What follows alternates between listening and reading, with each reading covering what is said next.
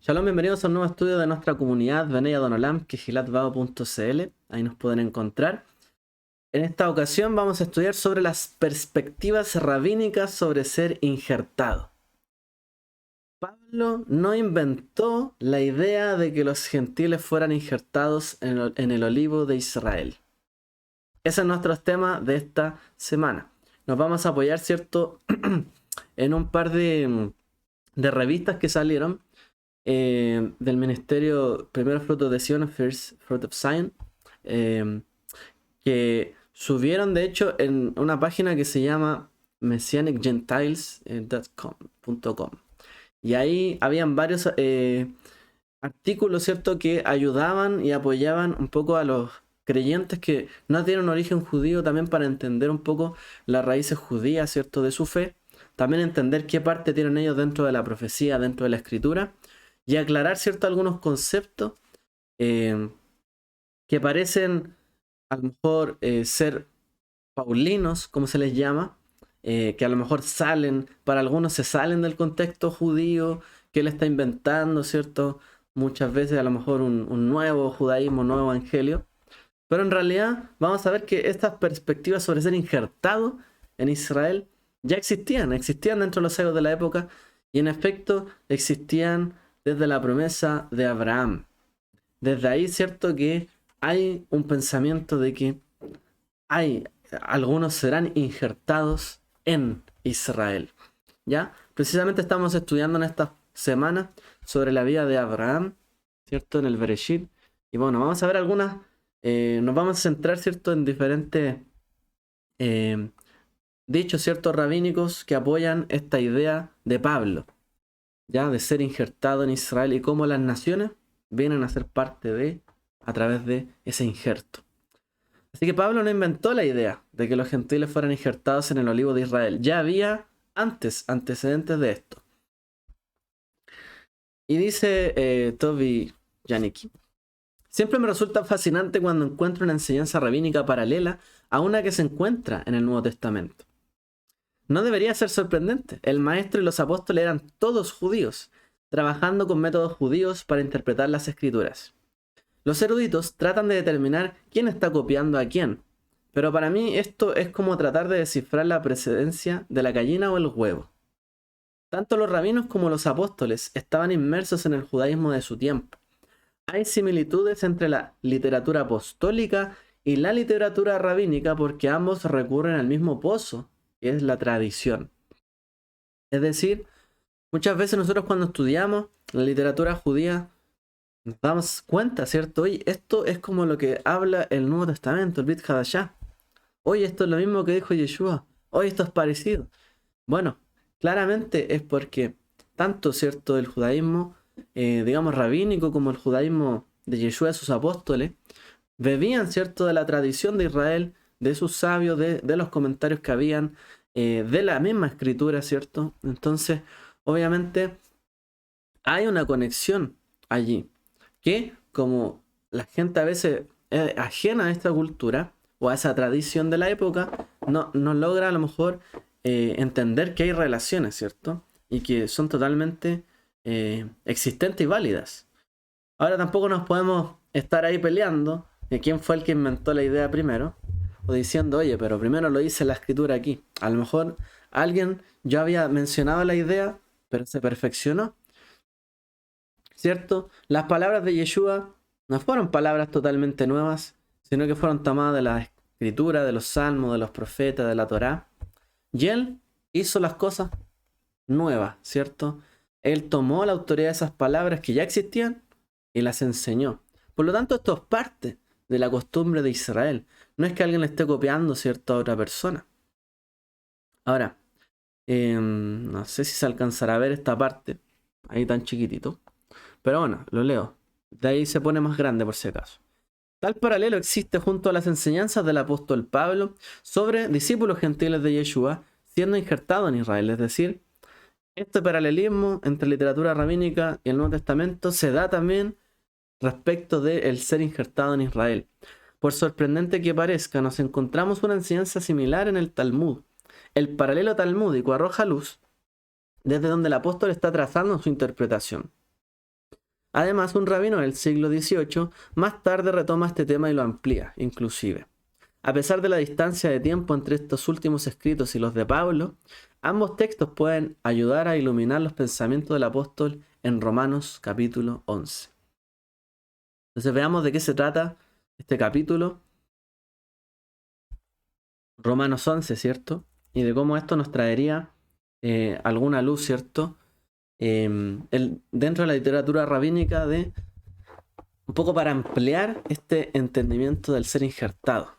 No vamos a hablar netamente de Romanos 11, ¿ok? De esa perspectiva, pero sí nos vamos a referir a el contexto, ¿cierto? Y otros textos que apoyan esta idea. En el capítulo 11 de su epístola, Romanos 11, ¿cierto? A la comunidad de creyentes de Romanos, el apóstol Pablo busca aclarar la aparente contradicción de que, aunque gran parte de Israel no ha reconocido a Yeshua como el Mesías, el pueblo judío sigue siendo la nación elegida de Dios.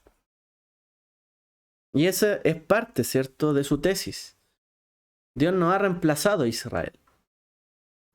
Él explica que el rechazo del pueblo judío al Mesías ha abierto el camino para que los gentiles vengan a Yeshua, las naciones. Pero cuando Israel recurra al Mesías, significará vida de entre los muertos, ¿cierto? Así concluye él esa analogía.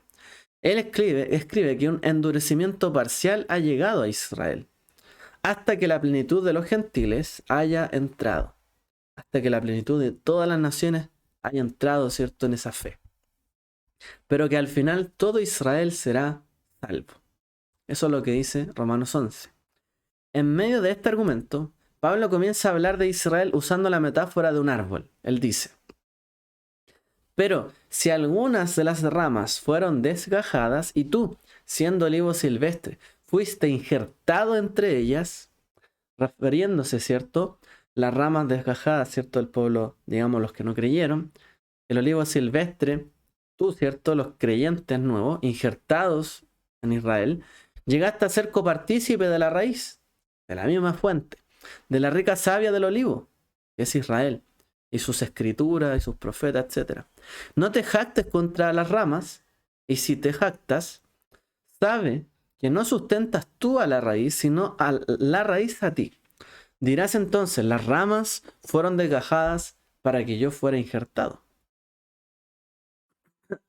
Ahí, cierto, hay una idea. Ya tenemos una idea de lo que nos habla Romanos 11.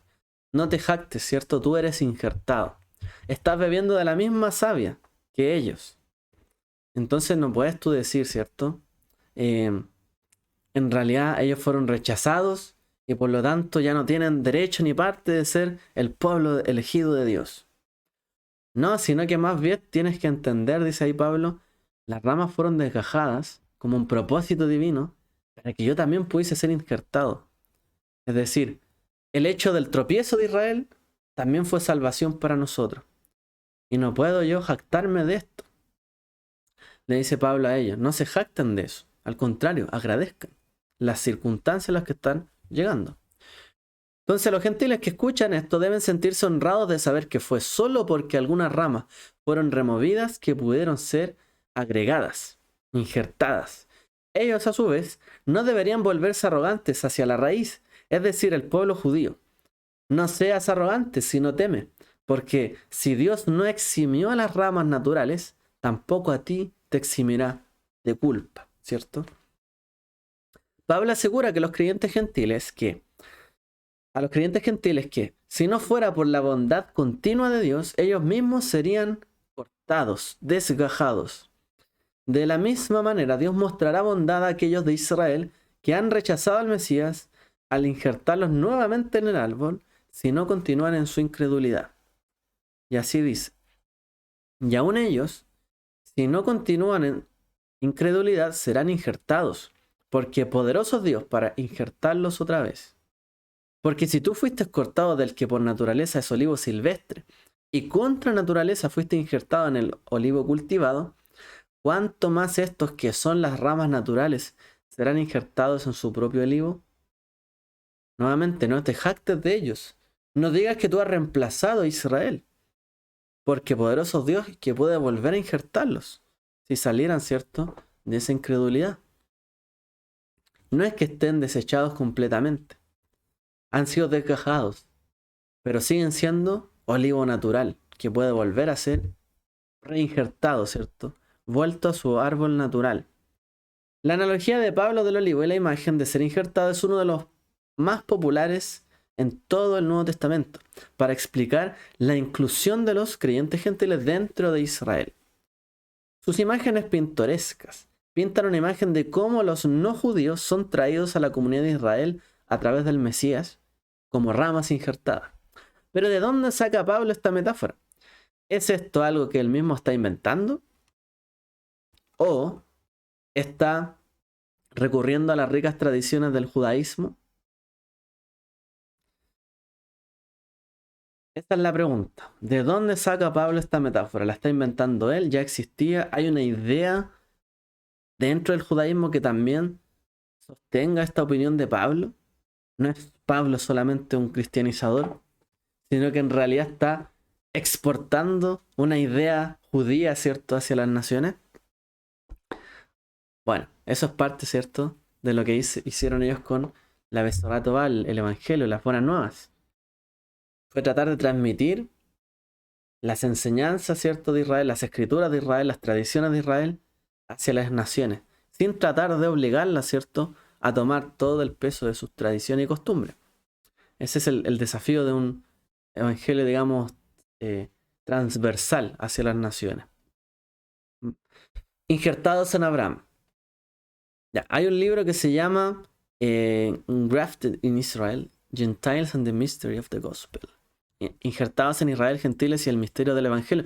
Que por cierto nosotros un tiempo lo vendimos, ¿cierto? Aquí lo trajimos para que lo pudiesen comprar en la comunidad. Yo sé que algunos lo tienen en español. Señala una metáfora de ser injertado similar en el Talmud. Ya veamos, estas palabras de Pablo se podrían asemejar a lo siguiente. En el Talmud, en el tratado de Yevamot 63a dice: el rabino Eleazar expuso. ¿Qué significa el versículo que dice: en ti serán benditas todas las familias de la tierra? El santo, bendito sea, le dijo a Abraham: tengo dos buenos brotes para injertarte. Ruth, la moabita, y Naamá, la amonita. Todas las familias de la tierra, incluso las otras familias que viven en la tierra de Israel, son bendecidas solo por el bien de Israel. Todas las naciones de la tierra, incluso las naves que van de Galia a España o a Sefarad, son bendecidas solo por el bien de Israel. Dice ahí el Talmud. Es decir, ahí, ¿cierto?, están interpretando cómo es que todas las familias de la tierra serán bendecidas, ¿cierto?, en ti. Y ahí menciona dos brotes para injertarse: Ruth y Naamá. Y después, ¿cierto?, hace mención de que todas las naciones van a ser bendecidas por el bien de Israel. Es decir, por la promesa que Dios hizo a Abraham. Dios se recordará de su promesa a Abraham y bendecirá también a las familias de la tierra. Está diciendo ahí. Rabí Eleazar, en el diálogo anterior, está reflexionando sobre la promesa de Dios a Abraham. En ti todas las familias de la tierra serán bendecidas. Bereshit, Génesis 12:3. En hebreo la frase serán benditas es la palabra venivrehu. Así se dice en hebreo: serán benditas y serán benditas, venivrehu. Esta palabra está relacionada con la palabra hebrea mishnaika, mavrij. ¿Ya? Esto es una palabra de la Mishnah también, ¿no? Digamos del hebreo de la época de Yeshua, más o menos. Y esa palabra mavrij significa entremezclar, ¿ya?, o injertar. Por lo tanto, el rabino Eleazar, midrashicamente, es decir, hace una comparación aquí y toma el versículo y lo lee: en ti todas las familias de la tierra serán injertadas.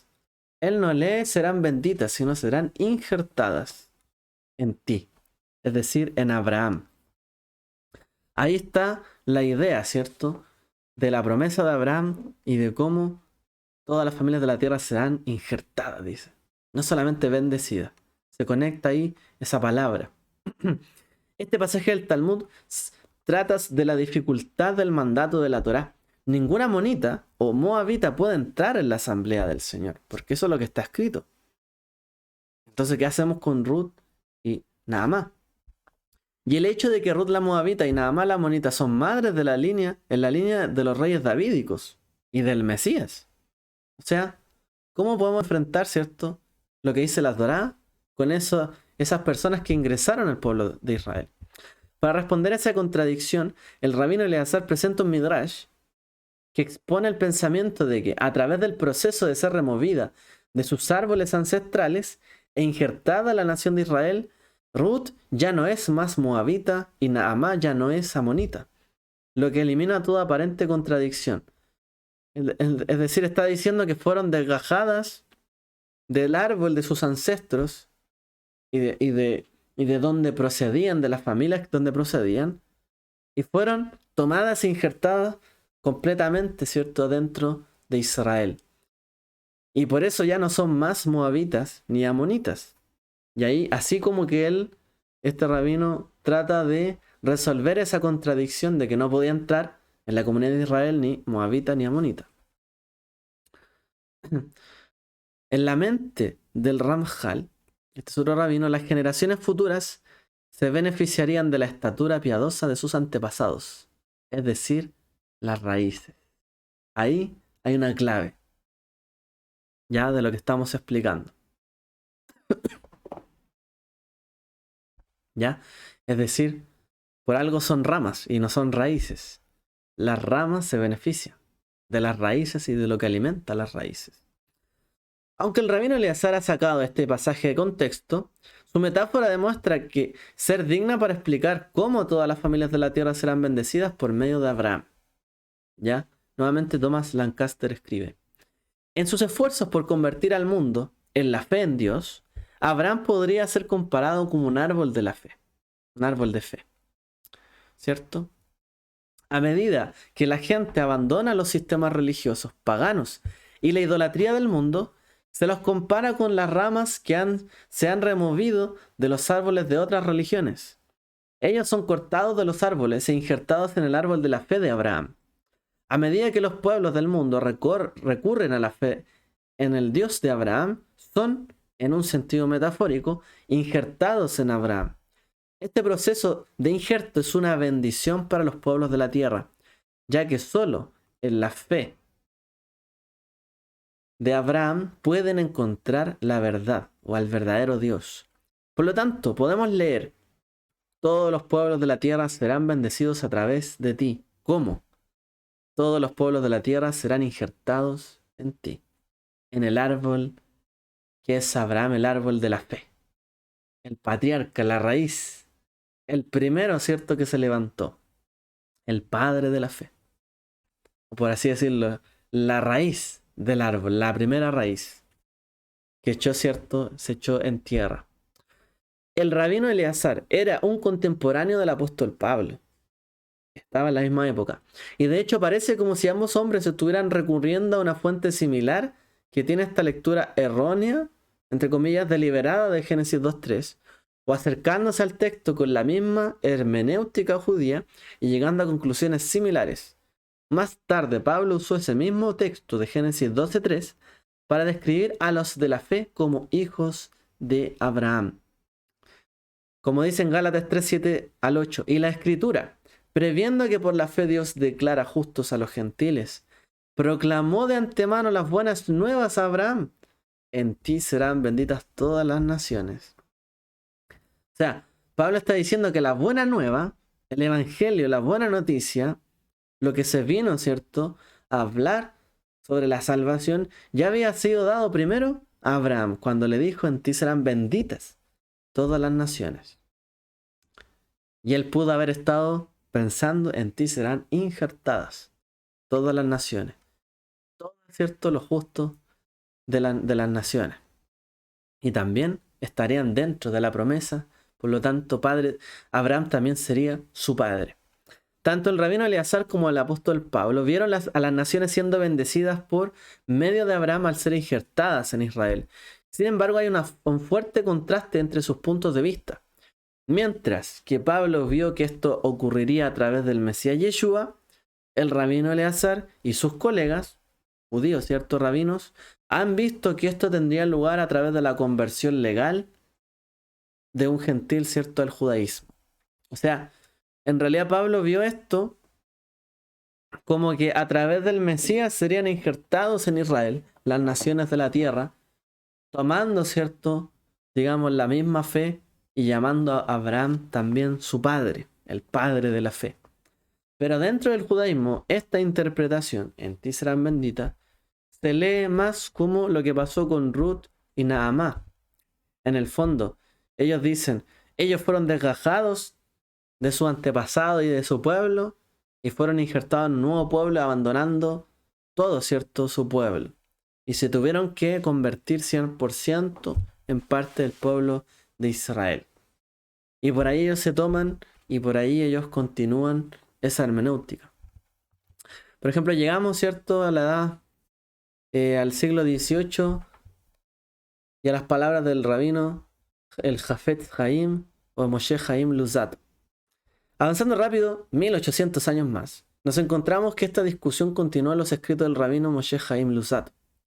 El rabino Luzat, afectuosamente conocido como el Ramjal, también, era un rabino italiano del siglo XVIII, por sus destacado, ¿cierto?, y famoso por sus escritos sobre filosofía judía, misticismos y vida ética.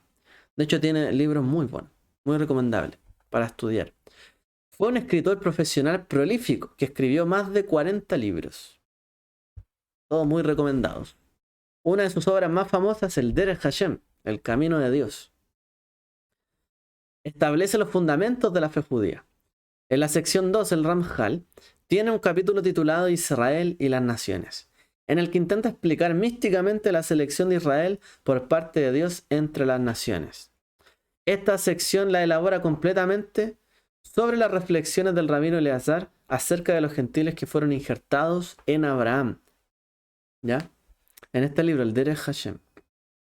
Él comienza afirmando que antes de que Adán pecara, él estaba en un nivel mucho más alto que el hombre contemporáneo. Y que si Adán no hubiera pecado, todas las generaciones futuras habrían compartido entonces este bien con Adán.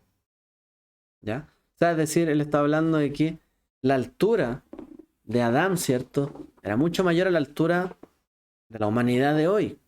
Y que si no hubiese pecado, todas las generaciones futuras, todos, hubiesen podido, ¿cierto?,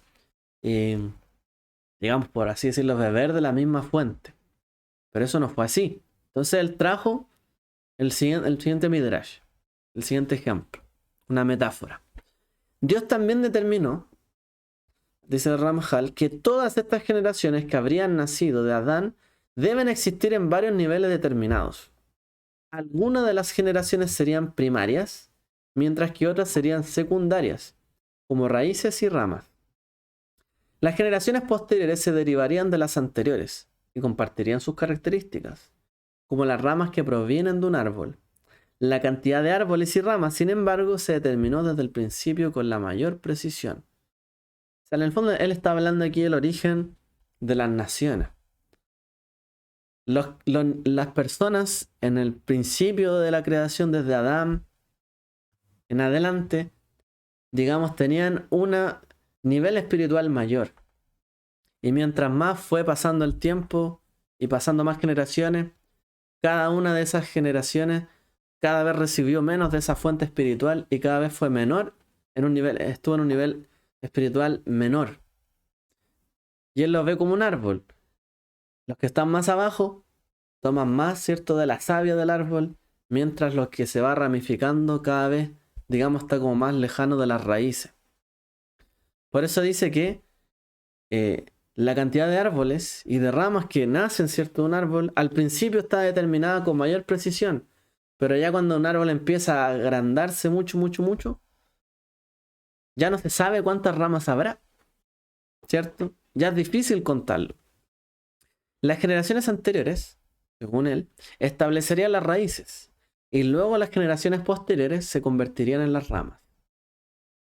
Es decir, hay raíces y hay ramas. ¿Quiénes son cada cual? Las raíces, por lo tanto, establecerían el tono espiritual para las ramas. Es decir, están marcando una tendencia para las ramas. En la mente del Ramjal, las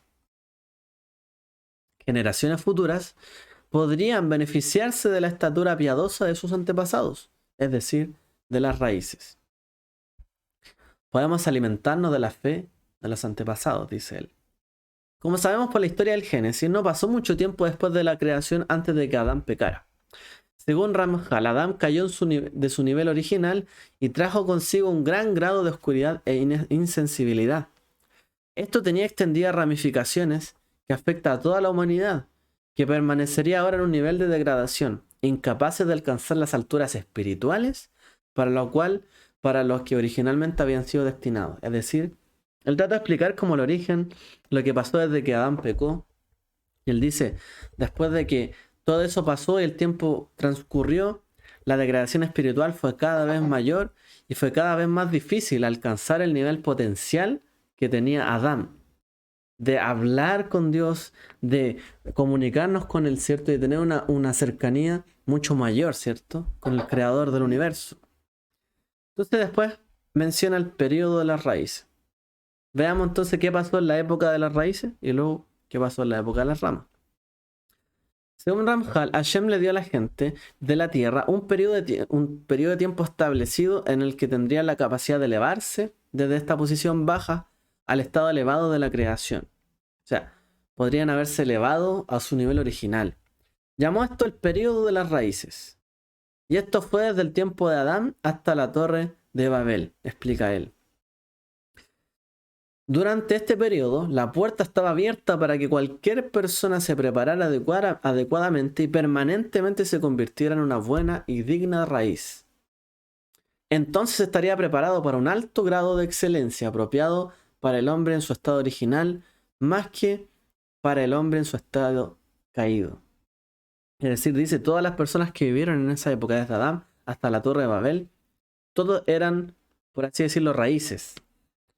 Veámoslo en el sentido de que todos ellos formarían pueblos, naciones, reinos, quizás imperios, y toda una familia y descendencia que vendría de ellos. Por lo tanto, las características que ellos tuvieran, sus cualidades y su altura espiritual, iba también a marcar de alguna forma su descendencia. Esas raíces entonces soportarían con esas cualidades a las generaciones futuras. Después de que este periodo de tiempo había terminado, Hashem necesitaba evaluar las obras de la humanidad y el progreso que habían hecho para regresar a la espiritualidad en el jardín del Edén, en el Gan Eden. Lo que sea que hayan logrado se convertiría en una parte permanente de su naturaleza en sus aspectos de sus raíces.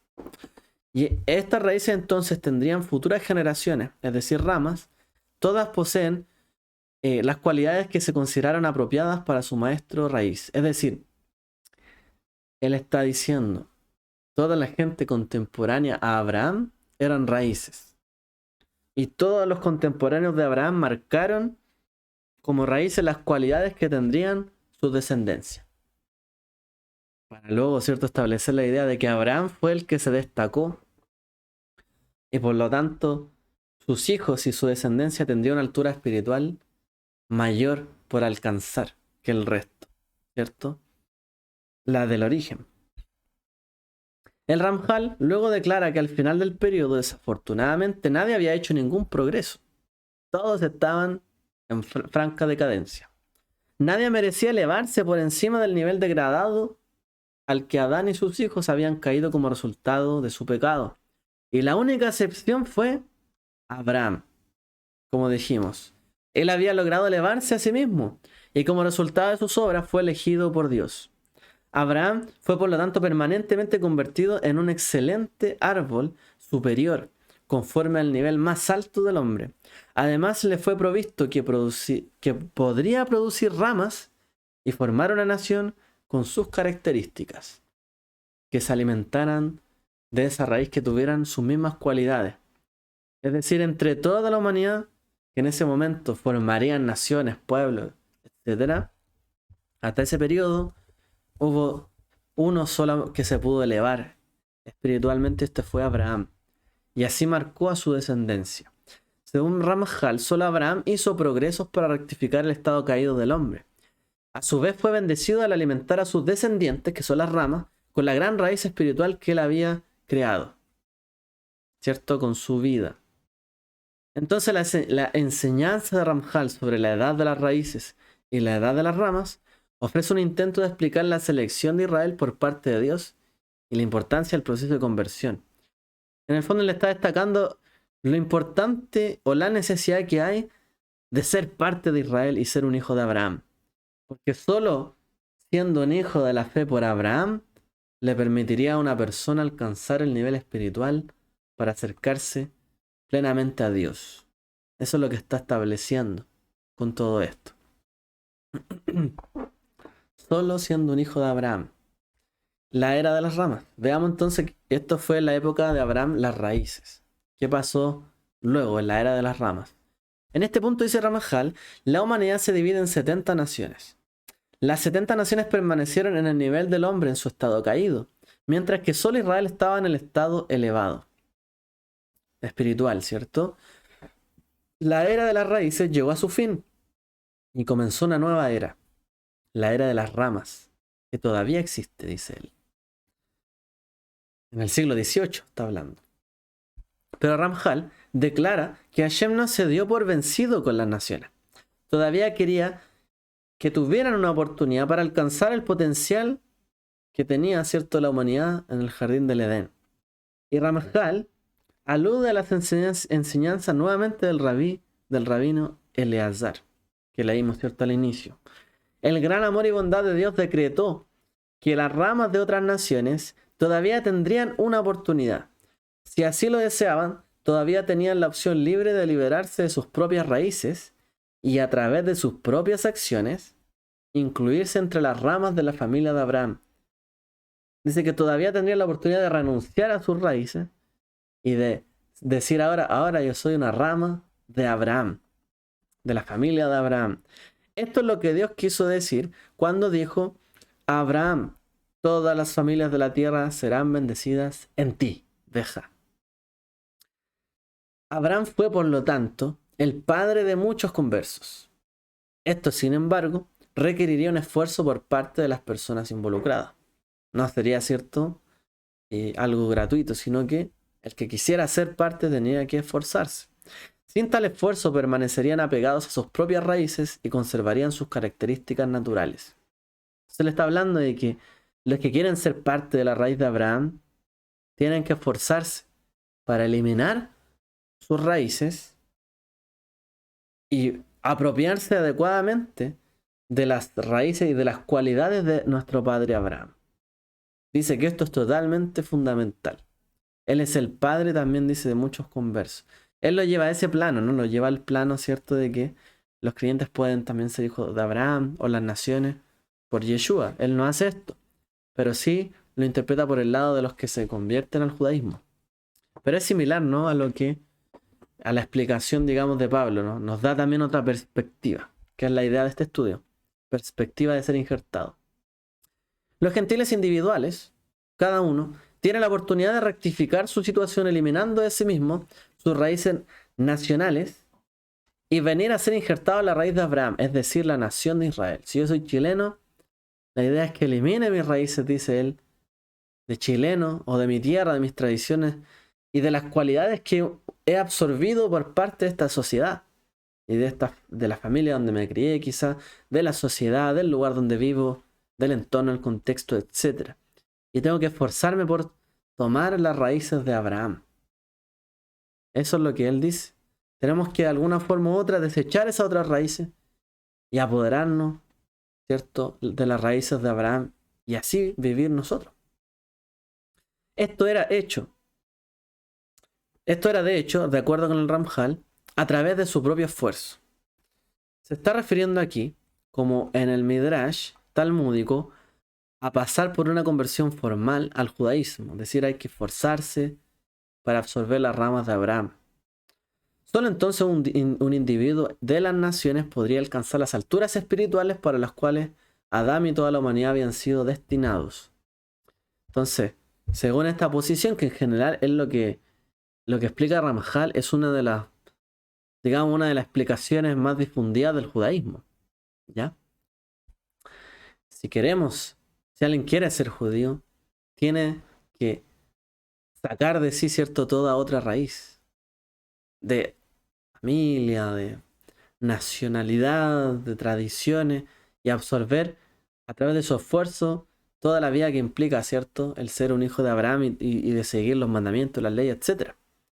Porque solo así, se dice, podrá alcanzar la espiritualidad en la cual fue destinado desde el principio. Solo si es injertado en esta raíz. Porque esta raíz es la que tiene el alimento, la cualidad, la rica savia, que es el fundamento para poder llegar a ese nivel. No hay otra raíz a la cual podamos ser injertados que nos pueda llevar a esa altura. Es lo que postula, ¿cierto?, en general el judaísmo. Algunos pensamientos finales, ya vamos terminando. El Midrash talmúdico del rabino Eleazar, de ser injertado en Abraham, y las interpretaciones místicas del Ramajal sobre las raíces, las ramas de Israel y las 70 naciones, que serían esas ramas, primeras ramas, proporcionan algunas perspectivas interesantes sobre la discusión de Romanos capítulo 11. Pablo y los sabios parecen haber estado recurriendo a una tradición similar. Incluso el Ramjal, quien vivió casi 2 milenios después de los otros, ¿cierto?, de Rabí Eleazar y el apóstol Pablo, tuvo algunas afinidades con la teología del ser injertado, ¿cierto?, en Hechos 11. La enseñanza de Ramjal sobre la edad de las raíces y la edad de las ramas ofrece un intento de explicar la selección de Dios de Israel y la importancia del proceso, según el cierto, de la conversión. El Talmud y el Ramjal sostienen que este injerto en Abraham, es decir, en Israel, se lleva a cabo a través del esfuerzo humano. Una persona solo puede lograrlo pasando por una conversión legal al judaísmo. El individuo debe alejarse de la raíz contaminada, de donde vino, y como una rama desconectada ser injertado ahora en el árbol de Israel. Pero ellos postulan que tiene que ser con un esfuerzo humano. Solo con un esfuerzo humano podemos ser, ¿cierto?, injertados ahí. Obviamente ellos también piensan que es por el esfuerzo de uno y con la ayuda del Eterno. No es que está diciendo que solo con esfuerzo humano, ¿ya? Pablo usó la misma metáfora, pero no tenía en mente una conversión legal. Él no estaba pensando en eso, de hecho, cuando le escribía a los romanos. Según Pablo, los creyentes gentiles han sido injertados en el árbol de Israel por la obra del Mesías. Alcanzan este estado al someterse a Yeshua. La conversión que tiene lugar es espiritual, no física o legal. Es lo que él postula, ¿cierto? Es decir, cuando un creyente cree en el Mashiach, en Yeshua, inmediatamente recibe una fuerza espiritual que le permitiría, ¿cierto?, alcanzar ese estado si se somete, ¿cierto?, al Mesías, en la fe del Mesías, al Dios de Israel. Esa es la conexión, ¿cierto? Uno cree en Yeshua para conectarse con el Dios de Israel. Y dice que ahí, de hecho, esa es la promesa, ¿no?, que también está en el Brit Hadashah, el Ruach HaKodesh, el Espíritu, ¿cierto?, del Santo, que vendría a nuestras vidas para poder alcanzar ese nivel. ¿Por qué? Porque él no dice que en el fondo todo tenga que ser a través de una conversión, un recurso, ¿cierto?, de esforzarnos nosotros a través de nuestras obras para agradar a Dios. Él dice que por el sacrificio del Mesías, por su obra, toda persona que cree, que se arrepiente y que tiene fe en él, que tiene fe en Dios a través de Yeshua y cree en esta obra, recibe esa promesa del Ruach HaKodesh que le permitiría a él alcanzar el nivel espiritual para poder ser rectificado. Incluso sin esa necesidad de la conversión, ¿cierto? Por eso, ¿cierto?, es que él defiende y habla de que los gentiles también reciben promesas, son hijos de Abraham y también ¿cierto? A través de Yeshua pueden alcanzar, ¿cierto? Digamos, las promesas y los pactos de Israel. Pablo dice, en él también fueron circuncidados, lo que se puede leer como convertidos, con una circuncisión no hecha por manos, al despojarse del cuerpo de la carne por la circuncisión del Mesías. Colosenses 2:11. Lo que postula Pablo es que no es, ¿cierto?, solo esa circuncisión de la carne lo que les permite ser a alguien hijo de Abraham, sino que a través del Mesías, aquellos que creyeron y se arrepintieron, no por una circuncisión hecha de manos, sino por la circuncisión del corazón, por el hecho de haberse arrepentido, reconocido sus faltas, sus pecados, y de haber creído con fe, ¿cierto? Así como Dios le dijo a Abraham, vete de tu tierra y tu parentela, deja todo esto y cree en mí, sígueme. Ellos también creyeron en Yeshua, le siguieron sus enseñanzas que hablaban, ¿cierto?, del Dios de Israel. Y a través de esa circuncisión del corazón han venido también a ser convertidos, dice él, de una forma metafórica. Si bien no por la carne en ese momento, sí por el corazón. Y también son injertados como familia de la fe. Esto es lo que postula Pablo, de hecho. Esto nosotros, ¿cierto?, tenemos estudios, y para los que están en nuestro grupo de estudio Torah Pi Yeshua, pueden buscar ahí en la guía de estudio el curso Ayesod, donde explicamos, ¿cierto?, toda la doctrina, ¿cierto?, que hay en el Brit Hadashah sobre esto, en el curso de Ayesod. Además, según Pablo, los creyentes gentiles en el Mesías que han sido injertados en Israel se unen espiritualmente a Israel, pero se mantienen legalmente como no judíos.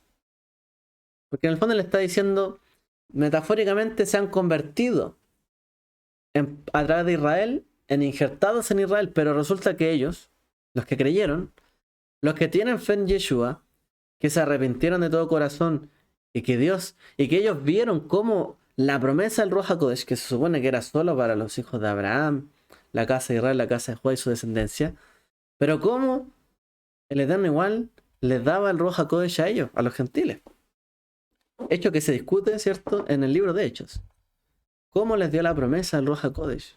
Siendo que todavía no son parte de, entre comillas, no se han convertido, no se han circuncidado. Entonces Pablo postula que aún aquellos creyentes, ¿cierto?, que se unen espiritualmente a Israel por la circuncisión del corazón, ese arrepentimiento sincero, ya son parte de Israel, aunque no sean legalmente judíos. Son parte en el fondo de ese Israel, digamos, la descendencia de Abraham, el Israel espiritual, por así decirlo, las ramas que nacen de la raíz que es Abraham, es Israel. Están ahí, aunque legalmente no sean judíos. En el Talmud y en las ideas del Ramjal, la persona injertada en Israel ha dejado completamente atrás a su nación raíz y ya no está conectado a ella. En el pensamiento apostólico de Pablo, sin embargo, el gentil permanece físicamente conectado a su nación raíz. Todavía no ha dejado de ser parte de las naciones. ¿Por qué? Porque no se ha convertido, digamos, por la circuncisión de la carne, en parte de Israel o en el ser judío, legalmente. Pero permanece físicamente conectado a su raíz con el fin de ayudar a rectificarla desde adentro y difundiendo el conocimiento de Yeshua y el Evangelio del Reino. Esto es parte, ¿cierto?, de la doctrina de Pablo, que él enseña en el fondo. Ellos mismos que han sido llamados en sus naciones, ellos mismos van a purificar esas raíces.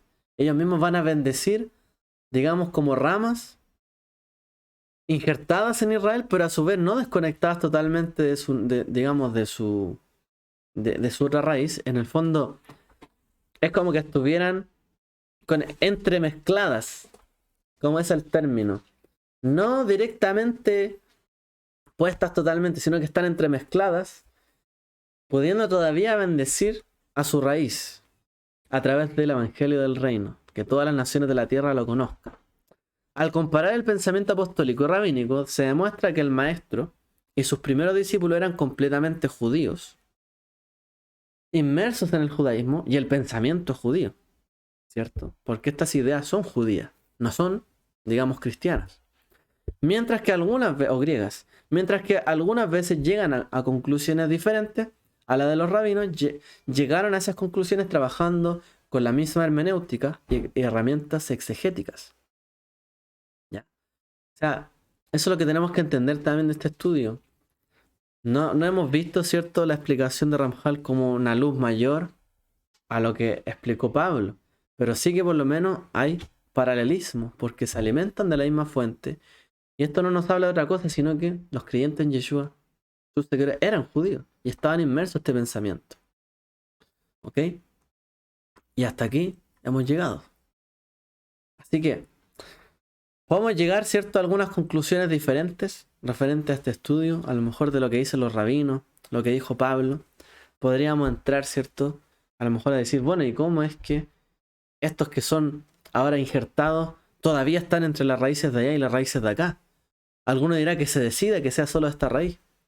Pero para Pablo, esto mismo es parte del propósito del Eterno a través del Mesías, para que se cumplieran otras profecías donde dice que el Mesías también sería el pendón de las naciones. ¿Y cómo es que los creyentes de las naciones seguirían al Mesías si se convirtieran todos en judíos? Ya no serían parte de las naciones. Pero en las profecías sí se habla muchas veces que las naciones vendrían y también creerían y seguirían a Dios, y muchas veces se habla a través del Mesías. Por lo tanto, Pablo vio en esto una luz, ¿cierto?, de que ellos serían injertados en la raíz de Abraham, pero a su vez seguirían algunos siendo parte de las naciones y así se cumplirían las profecías. ¿Ok? Y en esto se avala también su doctrina. Así que bueno, ¿qué les ha parecido lo que dijo Ramajal, lo que dijo Rabí Eleazar? En ti serán Benibrejú, bendecidas o injertadas todas las naciones de la tierra.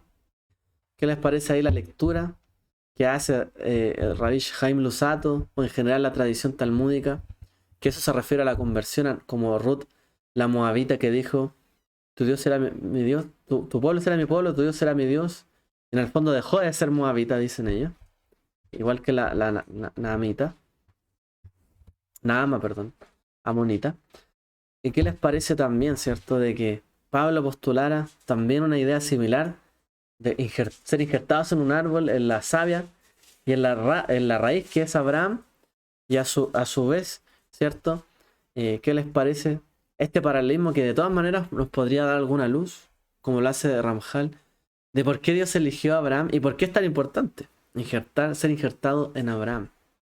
Así que bueno, dejo esas preguntas abiertas para la reflexión, y espero que este estudio, ¿cierto?, que por ahí podría compartirlo si quieren, para volver a leerlo. Perspectivas rabínicas sobre ser injertado. Pablo no inventó la idea de que los gentiles fueran injertados en el olivo de Israel. Espero que haya sido de bendición y para la reflexión y ampliación, ¿cierto?, de nuestro entendimiento como persona injertada, ¿cierto?, en el olivo que es Israel. Que el Eterno les bendiga a todos. Shalom, Shavuot Tov.